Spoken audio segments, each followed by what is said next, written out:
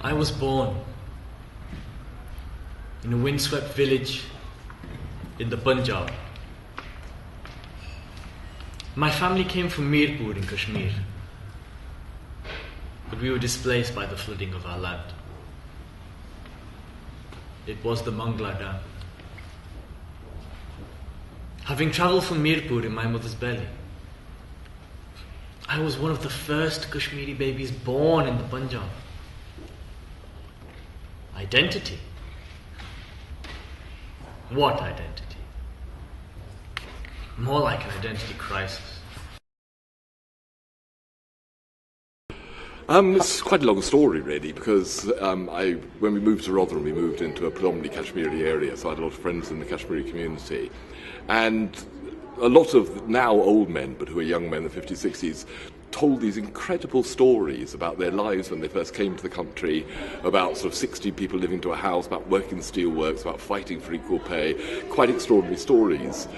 So when we set up the theatre company, the first thing I wanted to do, I'd always had in my mind the idea, is to make a glorious play. Well, I met this wonderful man called Steve Rogers, and when I first met him, he began to tell me about my community. And I looked back at him, I goes, what do you know about my community?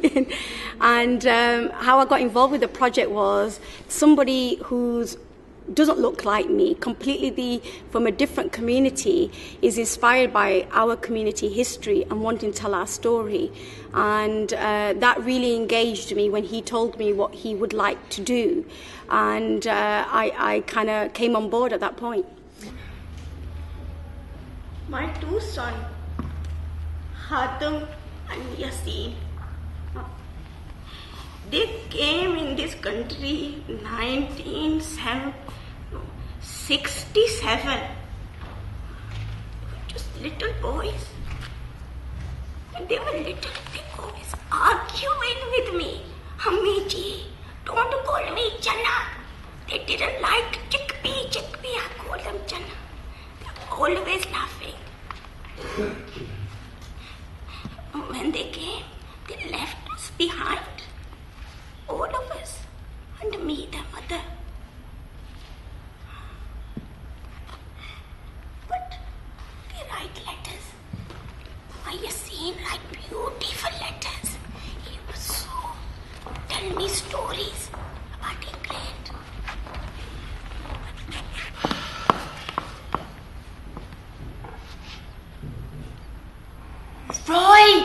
Roy! That Packy's got a family with him! You what? It looks like his family. How bloody many? About 4 or 5. Oh, his wife's pretty. Oh, she's got lovely long hair. Oh, a little girl! Oh, Roy, she's got a red Packy dress on. Bloody hell. When we first set up the idea of doing performance and telling the story of the Kashmiri community was quite alien to our community. And so a lot of people who were very, very suspicious about it felt this might be Bollywood, this might be, sort of girls dancing on stage and all sorts of inappropriate things. And we were very, very careful to be sort of culturally sensitive. Good kids. It didn't mean people like me. Nobody saw me. Oh, and then there were the prayers. I used to be so scared. I knew that God was watching me. But I knew the teachers were watching me. I'd bow my head and pretend to pray. I'd hold my hands up like this. And I'd say, La ilaha illallah Muhammadur Rasulullah. Over and over again.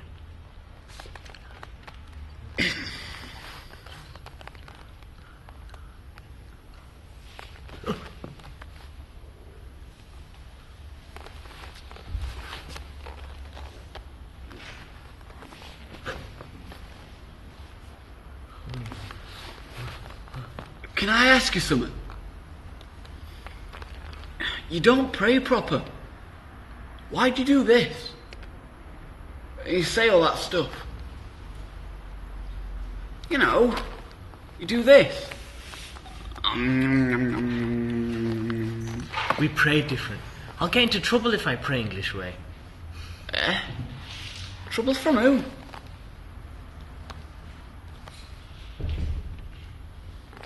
From our God. Basically, I didn't know I could write. My background is not arts or performing arts. And as Steve and I began to talk about the project, and what I loved about the ideas that Steve had was to base it upon authentic stories. This wasn't what I thought was my history or what Steve thought was our history. This was going out and doing a model that was based upon doing community research, and that was partly my background. And so for me, it was, after we did all the research, we interviewed all the first generation, that was men as well as women. I realized I had a natural ear for the story, and I connected to what people were saying, and it inspired me to have ideas, really. And I was very lucky that Steve was somebody who, as I was kind of sharing my thoughts through the interview process, he's like, looked at me and said, that's good, I like that. And next thing we knew, very organically, we began to work together. And obviously, if somebody told me 15 years ago that I was going to write a play and it's going to be toured around England, I said, absolutely, never in my lifetime. But as it turned out, that's exactly what happened. And then there was going to town. We had to play dodge the skinheads. Sometimes we were lucky. Sometimes we weren't. Hey, right, so where are you going? Where you want to go? Hey, oh, they've got the Don't get flashy! This way, go! bastard!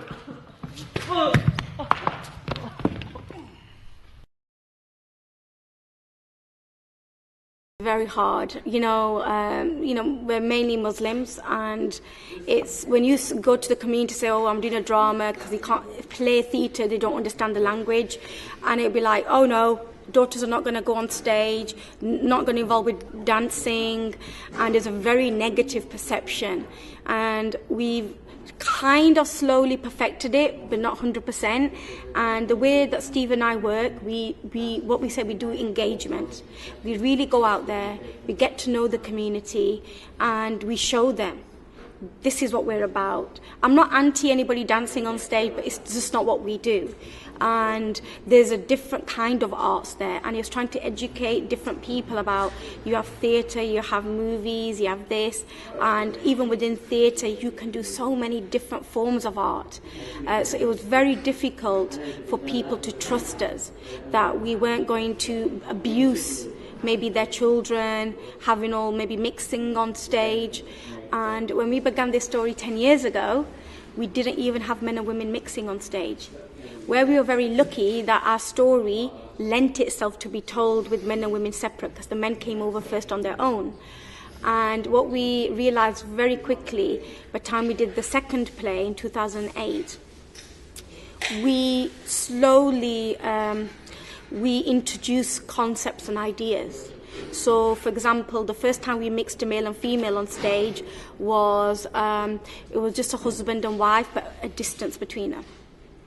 Then slowly we had them in family scenes together. We realised which were safe relationships on stage, where men and women, remember, their families will come to see the play. So we got Razia, who's playing a mother in this play, and her husband is going to see her being a wife of another man. So it's a very, it touches a few buttons, but the way we do it with a lot of cultural awareness and religious awareness, we can, if we wanted to, shock people. That's very easy to do, but then we would lose our audience. Our aim is to keep our audience with us on this journey, and for that to happen, Steve and I are very committed to do culturally and religiously appropriate produce art forms, whether that's theatre or any other art form. That's one of our commitments. We may go completely left in a few years' time, but right now where we are, the importance of keeping the community involved is bigger than my desire to do something that they might find something that they would disapprove of. It's the niggers! It's the paddies! It's the Flemings! It's those packies. Hundreds of years of blaming someone else. Be proud to be British.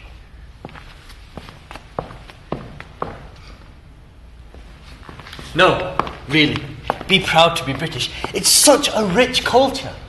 You know, for such a small island, we have influence everywhere. I read books, you know. This entire country is built on immigrants. You don't be great by being pure, by being alone. Greatness is about coming together, learning together and growing together. How are we supposed to understand each other? If you live here and I live there, if your school is here and my school is there, if your community is there and my community is here, how are you supposed to understand me and me understand you?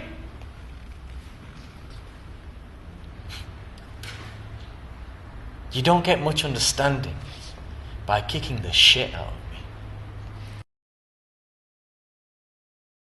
My brother told me a long time ago that he was doing a play about racism. So basically he said that, oh, it's really good. And at the time I was studying performing arts in college and I wanted to get some more acting experience. So he said, there's a spare part, why don't you give it a go? So I started playing just the lower parts, the small ones, and with time I evolved into playing his big older brother, which is a larger part. So really I just fell into it by accident. But honestly, I didn't realise that it was so hard-hitting and so there was so much life behind it, so much truth, so much, because all these kind of things, they happen in society. So I felt, oh, by being a part of this, I'm doing good by spreading a message, really, because at the end of the day, it's about my parents' culture, because they all went through that as well. Nationally,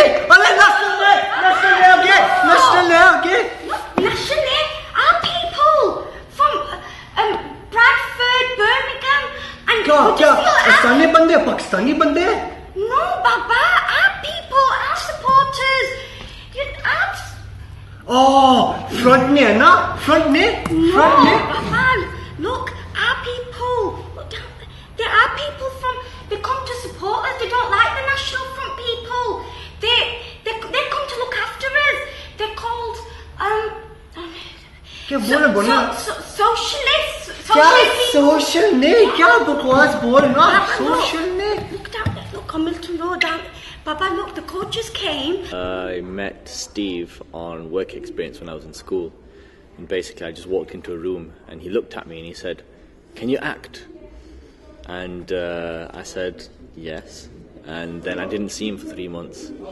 3 months later he called my school and said, "I'm looking for Samir. I have a part for him in a play and I'd like to cast him." So that's how I got the part for this play. This was 7 years ago. That's how I met him. I just by chance I walked into the room and he just looked at me and he must have thought I fit the part. I don't know.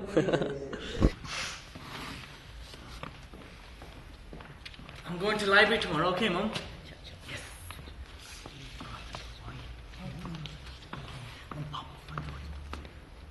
Tomorrow you go nowhere. Why? I always go on Saturdays. I need new books. I said you not go nowhere!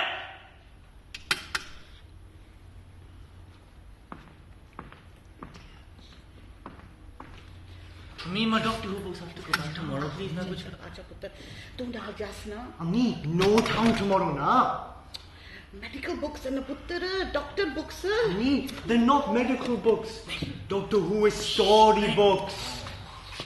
You get to know, obviously the story behind it, because obviously it's all based on the fact that where Steve and Tiber have obviously interviewed people to get the stories and obviously made their story from their experience and stuff like that. So it's good to get obviously to know what experiences they had and how sort of the white people back then interacted with them, and obviously in a negative, obviously with the NF marches, and obviously the positive side of it as well. The character I play, for example, he sort of starts off. I won't say he's necessarily racist, but he's a bit. He doesn't know about obviously the Asian family that settles in next door. He doesn't know sort of their culture and. Oi! What are you doing? Making a poster. I'm on strike. What strike? What's it got to do with you? I work at Steensley Works, Steensley Bridge. What would you know about being on strike? I've been on strike. What would you lot know coming over here? In jobs. It's ignorance, and obviously throughout the play, obviously not to give too much away, but my character interacts more with one of the neighbours, who he finds out he's got a lot more in common than he first realised. Then obviously he gets to the point where he realises that we're not so different, kind of thing. So it's kind of a journey for Roy, more than anything of discovery, kind of thing. So. Do you know that packy next door? Ah, just a bit. I never stops going on about him. I've been talking to him. You what? You've been talking to him? Right. And he's had a beating up police at Tinsley Bridge. Oh, well, it made a change from skinheads. That's what I said. He's down at Steelworks at Picket Line. Why? What's it got to do with him? That's what I said. He says he works there. He's on strike. On strike? Right. But it's a packet. No. But he's still on strike. And he's been fighting with coppers. DL. Mm-hmm. Right, basically I saw the second play and I went to see it and I was really inspired about the play. So that's when I spoke to Steve and Tiber. And I think the second play was 5 years ago. But obviously we're doing it again with new actors, and there's some that did it last time as well. And basically it was just speaking to Steve and being really inspired about it. And obviously because I was born in Rotherham, and some of the scenes that I saw, I could have identified with them when I was at school. So, it was like a story close to my heart. Oh, do you like chocolate? You know I don't like Galgaji's I don't like black things. But it's chocolate. Oh, have you already been to the shop? I told you to save your Eid money. I thought you were bounty. Shazi, ये तो क्या ना? ये rice pudding ये तो गली की है ना? I bet you've seen this every Christmas morning, every mother in every house. Daniela, come on, get the semia on. You know you've got the pakoras to do. And I've still got the kebabs to make. And your dad and brother will be coming home soon. And your dad has to do the hatam. Why does he always pray on the sweet day? Nikki kya pata? It's something that we all do, that's it. But you should know, you maybe make a sweet dish all the time.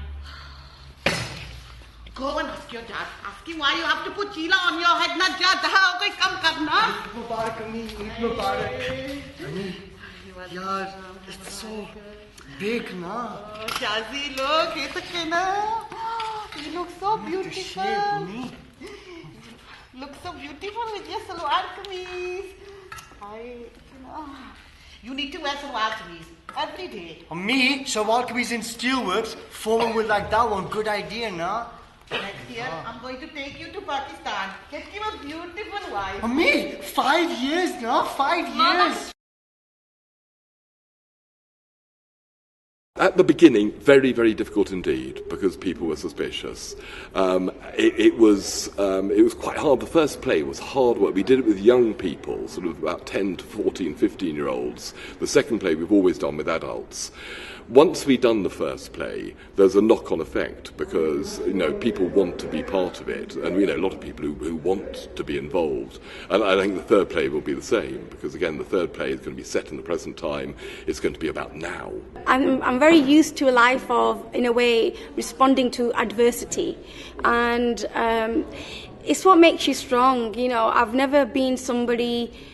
I was a very shy child, and I didn't know that if I had opinions that other people would listen to them, or that I had anything important to say. Until I was probably about 16, 17, and a wonderful teacher just took me and inspired me. And I remember he became my first mentor. And I learned so much about just trying to be true to who you are and trying to be yourself. I think obviously me being a Pakistani Muslim woman, and I think people have their assumptions. But I think after seeing the play, them stereotypical views of being eradicated, and people just generally want to compliment you on the performance in the play. That's the response I've got. So it's like, oh my God, you're not doing acting, what's that about? But once they've seen the play, they understand what the play is about.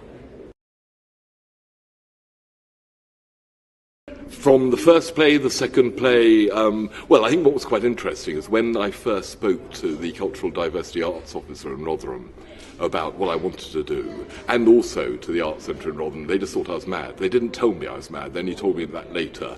And when I said I was going to actually fill the Arts Centre with a 90% Kashmiri audience for 3 nights in a row, they thought I was absolutely bonkers. And actually what happened was, while we were rehearsing the first play and putting it all together, Rotherham Theatres employed Audiences Yorkshire to actually do a survey amongst the Kashmiri community to see if they were ready to do drama. The survey proved they weren't ready, and came out on the very day that we filled the Arts Centre with a 90% Kashmiri audience. So embarrassed were Rotherham Theatres, they actually gave us the 2,000 quid they got left in their budget to carry on with the performance. But the reaction has always been incredibly positive, because Tiber and I have written it based upon real stories. We've taken the stories of, in the first play, the old men, in the second play, people in their 40s, second generation, and formed the play around those stories. So people have come and said, it's my story, you're using my story. So it's very, very embedded in our community. It was amazing. After the first play, and we performed that around the country, the only way I can describe it, the theatres or the community centres that we went to, there was like a warmth and a glow. And just people had these really big smiles and kind of saying, that's our story, thank you so much. That was me, and that happened to me.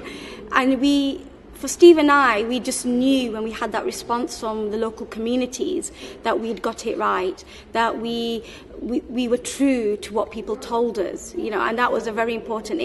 It made people feel very good about themselves. What I realised, not being from a background of the arts is not really part of my own family history, is the importance of telling our stories and about having an understanding about where we're from. Just for us to have how do we understand our own identity and belonging if we don't know what path we took to get here? And what the plays and the audience response to our plays have shown us is how important that is. I did the first show, and I heard all the people clapping, I saw their faces, there were people cheering. You really feel good inside. It's like a drug, basically. When you feel all those people being proud, well, not being proud, but enjoying the fact that you have entertained them and you've also taught them something as well, giving them something to think about. It made me feel good, because at the end of the day, when you're walking on the streets, you kind of think that, I'm just doing my own part. But when you come before people and you have a message to say, you kind of think you've done something more. So I felt I've done something more than just sitting around at home. I'm getting involved in something bigger and something larger. So I felt really good, like it made a kind of a difference in someone. At least even if it affected just one person, it made me feel good that effect has affected that, made them think maybe a little bit different. I didn't know that you was gonna, since when did you become an actress? And I was like, I don't know, I just got I was interested in the play when I saw it 5 years ago. We've had a fantastic response. We've had so many people that didn't know what to expect when they bought the ticket. But after the play, they were saying, we want to see it again. So we've had a fantastic response. People watching the play. Even children that you might think, it's boring. Because it's not. Because, nowadays children like PlayStation games. They don't like to sit in a theatre, watch a performance, a live performance. But the children, young children, have even looked at the play and thought, fantastic. We've been doing this play for nearly a decade now, so a long time. We have all grown up together. Honestly, in the beginning I was scared because of all these new faces, but after a while you get to know their personalities. So a lot of people in this play, they play totally different parts to what they're like in real life. Al, for example, he plays a hardcore racist. He calls everybody bad words, really racial words. But in real life, he's the most accepting and kind person, like a friendly giant, basically. And he's really sweet. So you honestly do feel like you're part of a family. And I honestly do feel that way, that I've learned everyone's personalities. This time round, when Steve said, Hassan, we're doing the play again, I was saying, oh, Steve, I can't do it. I've got college and I've got work. I won't be able to do it. So he called me down and sat me down. You need to do the play, Hassan. You have to do it. It's important. So then I sat down, I spoke with him, and I said no.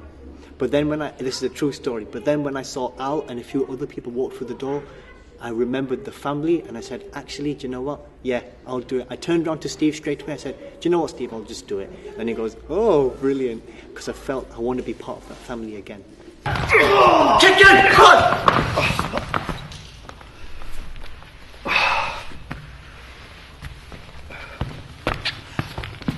Beating, kicking, hanging, cutting, killing, slaughtering. It's always been so. The Flemish, the Jews, the Irish, the West Indians, and now the... From when I was young, I was told that Pakis were taking over our country. They were taking our jobs, they were getting cheap houses. They had no respect for our culture. Just didn't even try to fit in. And I was told from when I was young that do-gooders were only helping them because they were stupid. And what's more, they bred like rabbits. And why did they need all them community centres? All that racial equality stuff. Why couldn't they just learn to adapt to our country? I mean, if they wanted to live here, they could fucking well make an effort to fit in. And I was told that my grandfather bowed down to your lot. Wouldn't even look up if a bucket was falling on his head. He was on, oh yes, sir. Oh no, sir. My dad worked hard all of his life in your steelworks, feeding your country. He held his head just a little bit higher than my grandfather's, and you lot tolerated him because you needed his sweat to feed your mouths and keep your country going. And us lot, we took the beatings. We took the abuse. I didn't ask to come here. But we went home with busted lips and bleeding noses. Not anymore now. I'm not taking it. You bring 5, I'll bring 10! No! Get off! You've all done it for glory. For fuck's sake, when is it going to stop? Just stop this dance off. My dad's bigger than your dad. I've got more mates than you. I've got a bigger metal bar. I've got a knife. I've got a gun. When's it going to stop? What's going to be left? 2 dead bodies on the street and no one's going to care. Then you'll have something in common. And it wasn't, believe it or not, until I started this play, this is now nearly 11 years ago, that I actually understood what my background was. Even though I was born in Kashmir, and particularly in Azad Kashmir, I had no idea that it was this separate country. I didn't understand it. I didn't grow up in United Kingdom where people called me Kashmiri, they called me Pakistani, or they called me lots of other bad names. So it was very hard to know. I thought Kashmiri were just a group of people. I didn't know they're actually a group of people live in a different country, that it was one of the oldest countries in that region. And so the irony was, through this process, I learned who I was and what my history is. But being a woman, I just think I'm very grateful that my family did migrate here. Do I have a lot more life opportunities? Of course. The things that I do now, I know this possibly may not have happened to me if I hadn't come to the UK.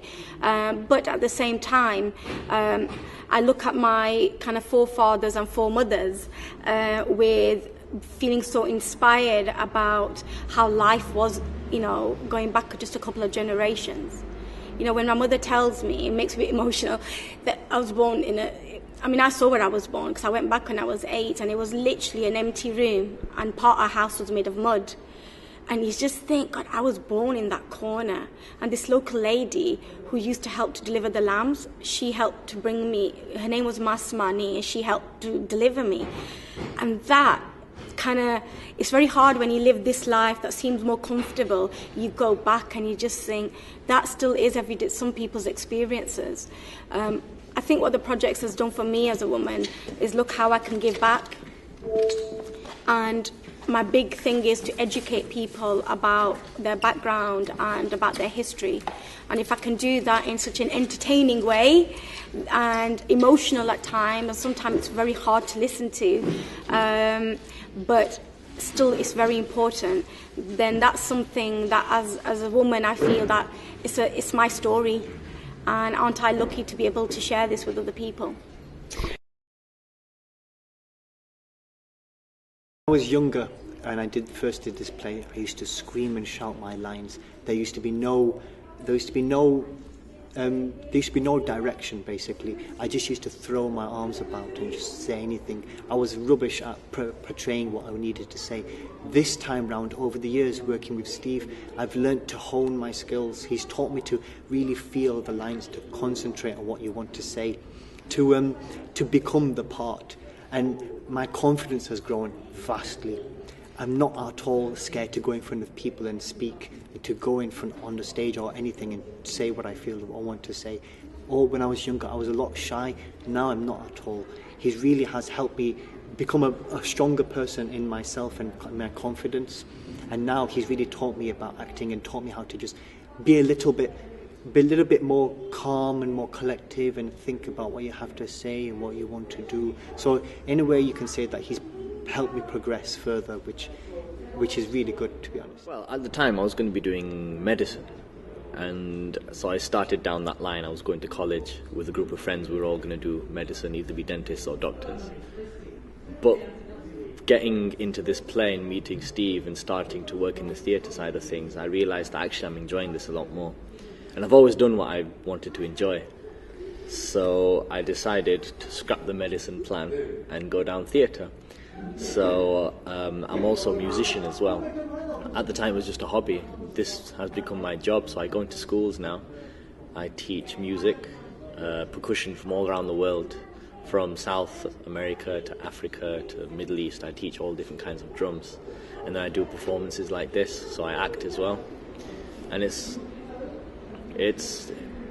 changed my life completely. Otherwise I would still be in university studying to be a doctor right now, and I'm pretty sure it's a lot more fun doing this.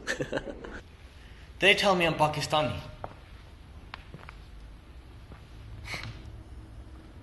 I go to Pakistan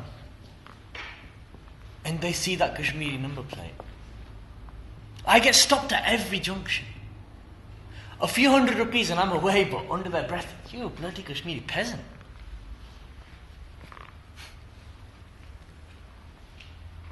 And you tell me I'm Kashmiri. Well, I go to Kashmir and they say, you're bloody, you know nothing of life here. You know nothing of hardship.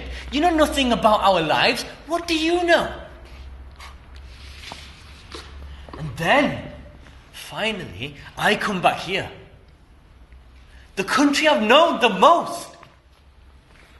And you tell me to go back to my country.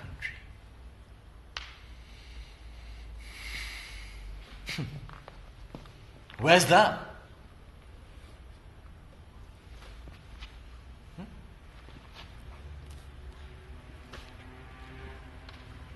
This is my country.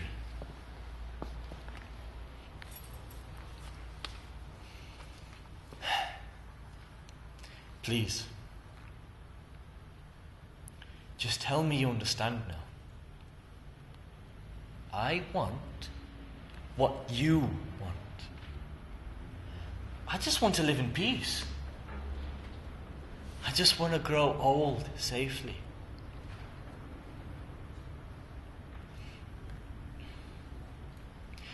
I want to have a belonging.